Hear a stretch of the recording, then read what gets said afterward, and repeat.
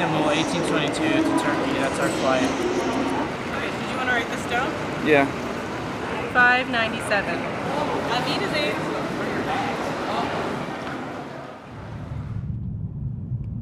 For the 5-hour flight from France to Burkina Faso, all I could think about was how surreal it was to be heading once again to the country I grew up in. We're here. Before I knew it, I was back in the land of green taxis, red dust, dry heat, and mosquito nets. And I couldn't wait for the last part of our adventure to begin. 7 weeks, 3 countries, 2 cameras, 1 goal. We've set out on a journey to capture the day in, day out sights, sounds, and experiences of living and working in cross-cultural ministry today.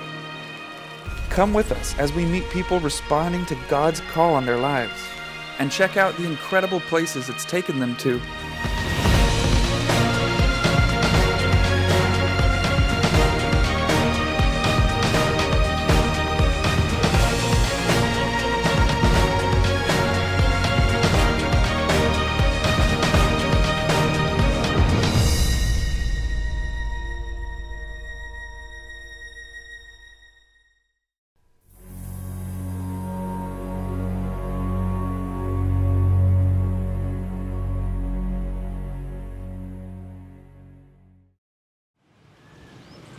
We'd made it to Ouaga, the capital of Burkina Faso, but we still had to get to Bobo, where Aurélie was living, 240 miles away. To get there, we took a bus. It was a 6-hour trip. That's longer than my flight from Paris to Ouaga. Thankfully, there was a stop halfway for us to stretch our legs and buy some snacks.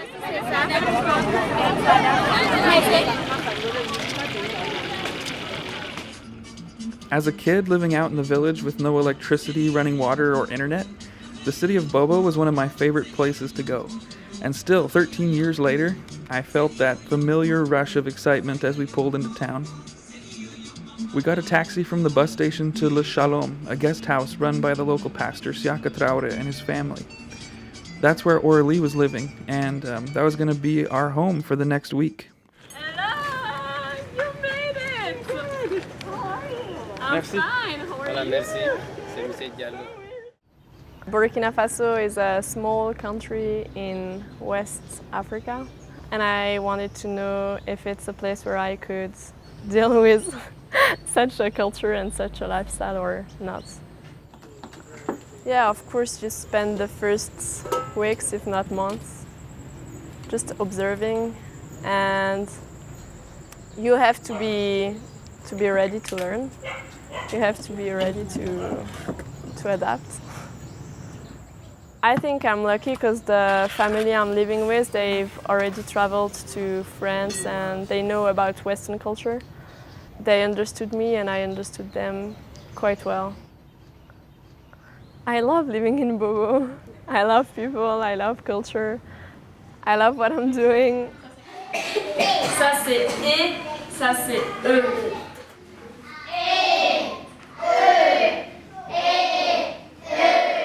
Mondays and Wednesdays morning, I help a teacher in a primary school. I never visited schools here, and I was really shocked by the way kids are treated.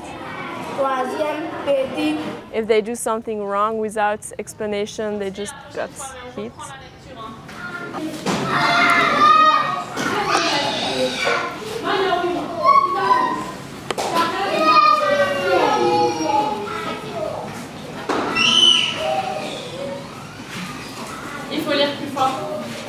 I hoped I could change the teachers' mentalities, but so far it has not worked. You can't change the world like that. It's just 2 mornings a week where the kids are happy to be at school, maybe.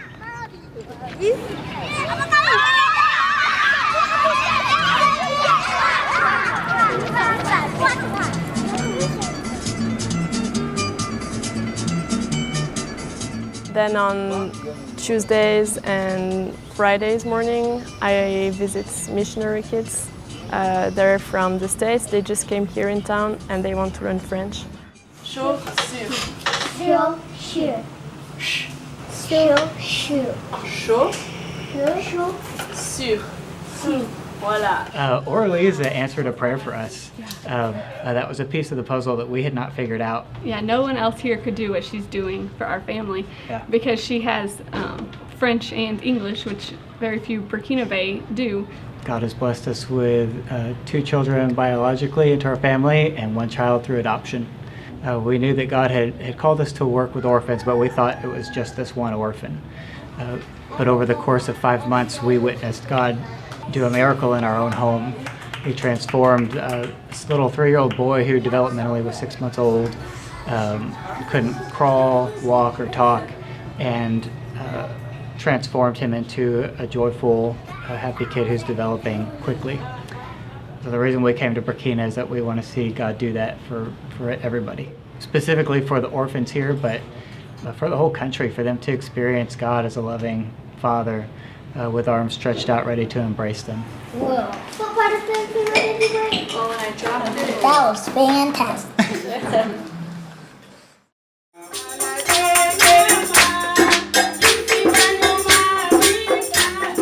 So here we're not more than 30 people on Sunday, and it's basically students and children.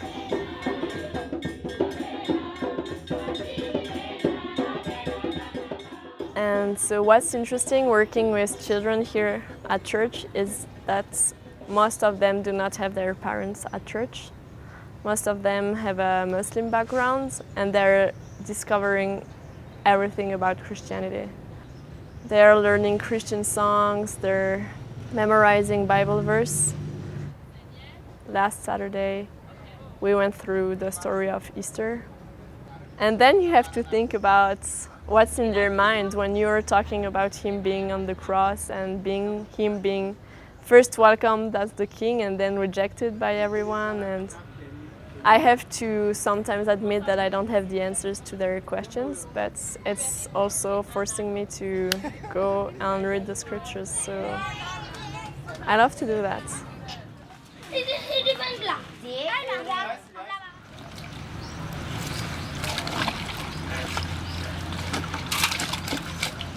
Sometimes it kills my fingers, so I have to be able to do it every two weeks so it can heal. So maybe I'll get used to that.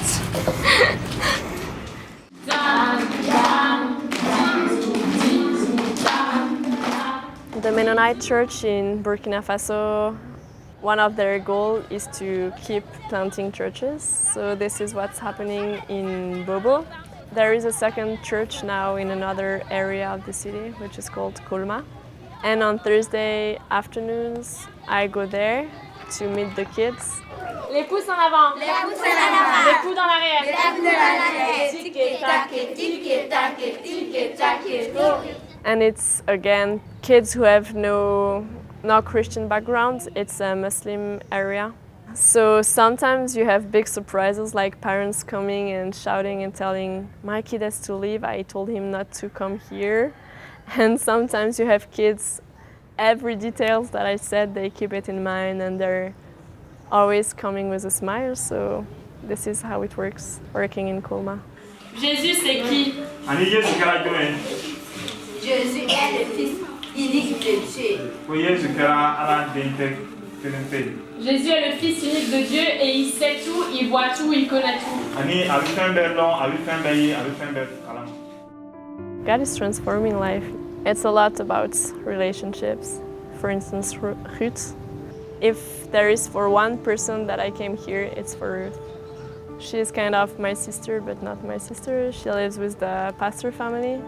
She does not know her mother. She abandoned her when she was born. She said, like, if someone in the village does not know their parents, like everyone knows that, and everyone makes fun of you and kind of abuse you. The pastor once met her and he was shocked how dirty she was and how skinny she was. And so it's been 5 years now that she lives with the family. She wasn't able to read when I first came. We spent a lot of time together trying to help her with homework, and now she reads.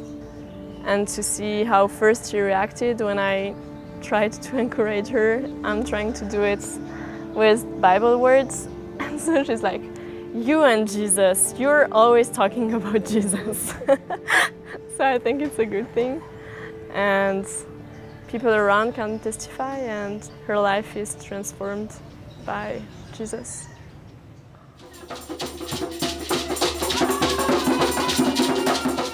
Going in a place where it's different than what you're used to helps you a lot with learning new things, learning who you are and what's the purpose of being here on earth. And the church does not have borders, so we just have to go to discover what it means to be a follower of Christ in another context.